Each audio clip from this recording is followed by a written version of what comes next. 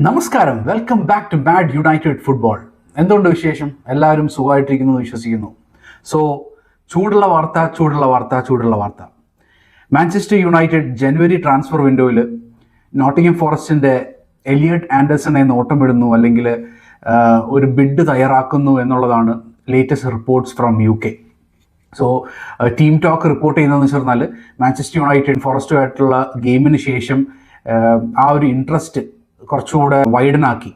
കാരണം എന്ന് വെച്ച് കഴിഞ്ഞാൽ നമുക്കറിയാം, ഫോറസ്റ്റിൻ്റെ മാഞ്ചസ്റ്റർ യുണൈറ്റഡിനെതിരായിട്ടുള്ള ഗെയിം എന്ന് പറഞ്ഞാൽ ആൻഡേഴ്സൺ ഒരു ഓഡിഷൻ പോലെയായിരുന്നു.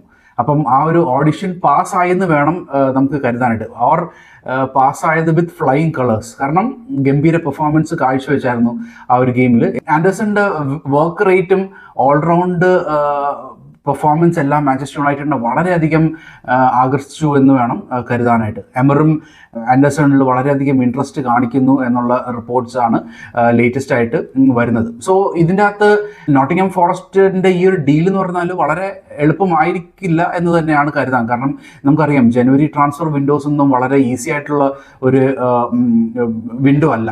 കാരണം ടീംസ് എല്ലാവരും ഒരു മിഡ് സീസണിൽ നിൽക്കുന്ന ടൈമാണ്. അപ്പോൾ ആ ഒരു ടൈമിൽ പ്ലെയേഴ്സിനെ വിൽക്കുക എന്നുള്ളതെന്ന് പറഞ്ഞാൽ ഭയങ്കര ബുദ്ധിമുട്ടായിട്ടുള്ള കാര്യമാണ്. പക്ഷേ നല്ല ഒരു എമൗണ്ട് അല്ലെങ്കിൽ റൈറ്റ് പ്രൈസ് കിട്ടിക്കഴിഞ്ഞാൽ ഏതൊരു ടീമും സെയിൽ നടത്താനായിട്ട് സാധ്യതയുള്ളൊരു കാലമാണ് ഈ ജനുവരി ട്രാൻസ്ഫർ വിൻഡോ.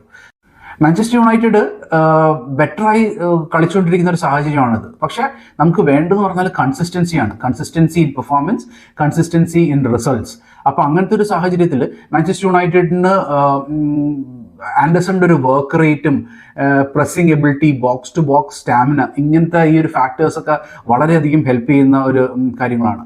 ട്രാൻസ്ഫർ വിൻഡോ എത്തുമ്പോൾ നമ്മൾ അത്യാവശ്യം ഒരു 4th to 6th പൊസിഷൻ്റെ അകത്ത് നിൽക്കുന്ന ഒരു സാഹചര്യമാണെങ്കിൽ ആൻഡേഴ്സൺ വരുന്നതോടുകൂടി ഈ ഒരു സീസൺ എൻഡ് ചെയ്യുമ്പോൾ എനിക്ക് തോന്നുന്നത് we will definitely B inside 4, ഒരു ചാമ്പ്യൻസ് ലീഗ് സ്പോട്ട് കിട്ടാനായിട്ടുള്ള സാധ്യത വളരെയധികം കാണും ആൻഡേഴ്സന്റെ ഒരു വരവോടുകൂടി. അത് സംഭവിക്കട്ടെ എന്ന് തന്നെയാണ് എൻ്റെയും ആഗ്രഹം. കാരണം എന്ന് വെച്ച് കഴിഞ്ഞാൽ ആൻഡേഴ്സനെ കുറിച്ച് എനിക്ക് കൂടുതൽ വലിയ പരിചയവും കാര്യങ്ങളും ഒന്നും ഉണ്ടായിരുന്നില്ല. നമ്മൾ ഗെയിംസ് കാണുമ്പോൾ നല്ല രീതിയിലുള്ള പെർഫോമൻസ്, ഗെയിം ഡിക്റ്റേറ്റ് ചെയ്യുന്ന പെർഫോമൻസ് അങ്ങനെ തന്നെയായിരുന്നു. പക്ഷെ ഞാൻ ഏറ്റവും അടുത്ത് കാണാനായിട്ട് ഇടയായിട്ടുള്ള സാഹചര്യം എന്ന് പറഞ്ഞാൽ ഓട്ടോ ആയിട്ടുള്ള ഗെയിമിൻ്റെ അകത്തായിരുന്നു ഞാൻ കണ്ടത്. അന്നെന്ന് പറഞ്ഞാൽ മിഡ്ഫീൽഡ് കൈയടക്കി വെച്ചിരിക്കുമായിരുന്നു ആൻഡേഴ്സൺ. അതായത് മിഡ്ഫീൽഡ് ജനറൽ എല്ലാ ബോളുകളും ആൻഡേഴ്സണിൽ കൂടെയാണ് ഗ്രൗണ്ടിൻ്റെ പല ഭാഗത്തേക്കും എത്തിക്കൊണ്ടിരുന്നത്. ബോൾ റിസീവ് ചെയ്യുക, പാസ് ചെയ്യുക, അങ്ങനെ കളിച്ച് എല്ലായിടത്തും ഡിസ്ട്രിബ്യൂഷനും എല്ലാം നല്ല രീതിയിൽ കാഴ്ചവെച്ചിട്ടുണ്ടായിരുന്നു. എന്നിട്ട് കളി കഴിഞ്ഞിട്ട് പോകുമ്പം ആ ഗ്രൗണ്ടിൽ സ്റ്റാൻഡിങ് ഒവേഷനാണ് ആൻഡേഴ്സണ് ലഭിച്ചത്. അത് തന്നെ ഭയങ്കര ഒരു എനിക്കത് ഭയങ്കരമായിട്ടൊരു ഇൻട്രസ്റ്റ് തോന്നിയൊരു ഇതാണ്. കാരണം ഈ ഒരു പ്ലെയർ കൊള്ളാലോ, കാരണം കളം നിറഞ്ഞ് കളിച്ചുകൊണ്ടിരിക്കുകയാണ്. കാരണം അടുത്ത സീസൺ ആകുമ്പോൾ നമുക്കറിയാം കസമീറോ മിക്കവാറും പോവും, പിന്നെ ബ്രൂണോ നിൽക്കുമോ ഇല്ലയോ എന്നുള്ളതെന്ന് പറഞ്ഞാൽ ഉറപ്പുള്ളൊരു കാര്യമല്ല. ബ്രൂണോന് നിൽക്കണമെന്ന് താല്പര്യമുണ്ട്, പക്ഷേ മാനേജ്മെൻറ്റ് ഡിസൈഡ് ചെയ്തിട്ട് ബ്രൂണോന് ഒരു ഹൈ പ്രൈസിന് കൊടുക്കുകയാണെങ്കിൽ then we will need more midfielder. പക്ഷേ ആൻഡേഴ്സൺ ഒരു മിഡ്ഫീൽഡറായിട്ട് കാണണം എന്നുള്ളതാണ് എൻ്റെ ഒരു ആഗ്രഹം. പിന്നെ ആൻഡേഴ്സണിൻ്റെ മെയിൻ പൊസിഷൻ എന്ന് പറഞ്ഞു കഴിഞ്ഞാൽ നമ്പർ 8 പൊസിഷനാണ്. ഒരു ബോക്സ് ടു ബോക്സ് കളിക്കാനായിട്ട് പറ്റിയ ഒരു പ്ലെയറാണ് നമ്പർ 8 പൊസിഷൻ.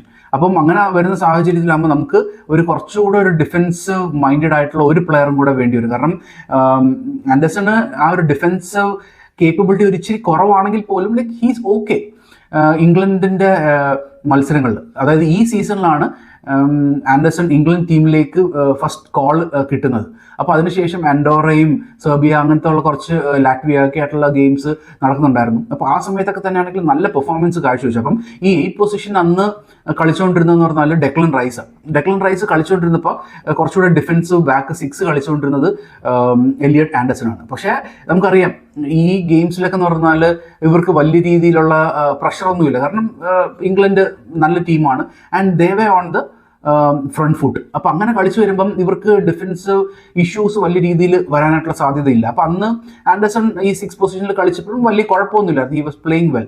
പക്ഷേ ഇനി അങ്ങോട്ടേക്ക് ഫോർ എക്സാമ്പിൾ വേൾഡ് കപ്പ് പോലത്തുള്ള ഒരു സ്റ്റേജ് വരുമ്പോൾ ഡിഫൻസീവ് മിഡ്ഫീൽഡ് എന്നുള്ള ലെവലിൽ ഒരു നമ്പർ 6 കളിക്കേണ്ട ഒരു സാഹചര്യം വരുവാണെങ്കിൽ അപ്പോൾ അത് കുറച്ചുകൂടെ ഡിഫൻസീവ് ഇൻകേപ്പബിലിറ്റി ചിലപ്പോൾ തുറന്ന് കാണിക്കുന്ന ഒരു സാഹചര്യമായി വരാം ഇംഗ്ലണ്ട് ടീമിൽ കളിക്കുമ്പോൾ. അപ്പോൾ അതുകൊണ്ട് മാഞ്ചസ്റ്റർ യുണൈറ്റഡ് ടീമിലേക്ക് കളിക്കുവാണെങ്കിൽ ഉറപ്പായിട്ടൊരു നമ്പർ 8 പൊസിഷൻ കിട്ടിയാൽ അത് ഭദ്രമായിരിക്കും, ആൻഡേഴ്സന്റെ കയ്യിൽ ഭദ്രമാകും എന്ന് തന്നെയാണ് എനിക്ക് തോന്നുന്നത്. പിന്നെ നമ്മളൊരു നമ്പർ 6 പ്രോപ്പർ ഒരു ഡിഫൻസീവ് മിഡ്ഫീൽഡറിനെ കൊണ്ട് വരേണ്ട ഒരു സാഹചര്യമാണ് ഉള്ളത്. അപ്പം ആ ഒരു പൊസിഷനോട് വന്നു കഴിഞ്ഞാൽ നമ്മുടെ മിഡ്ഫീൽഡ് സെറ്റാണ്. ഓക്കെ, സോ പിന്നെ ആൻഡർസൺ എന്തായാലും ഓഡിഷൻ വിജയിച്ചു. നമ്മുടെ മാഞ്ചസ്റ്റർ യുണൈറ്റഡായിട്ടുള്ള കളിച്ചിട്ടുള്ള ഒരു ഓഡിഷൻ അത് വിജയിക്കുകയും ചെയ്തിട്ടുണ്ട്.